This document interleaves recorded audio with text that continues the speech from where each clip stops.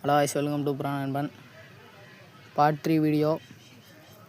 போன வீடியோவில் பார்ட் 2ல் சொல்லியிருப்பேன் 2 பேர் மிஸ் ஆகிட்டாங்கன்னு. அவங்க மிஸ் ஆகல, எங்கேயோ காக்கா துரத்துனதுனால எங்கேயோ போயிட்டாங்க. பிறகு ஒரு பேர்டு பார்ட் 2 வீடியோவில் வந்துட்டாங்க.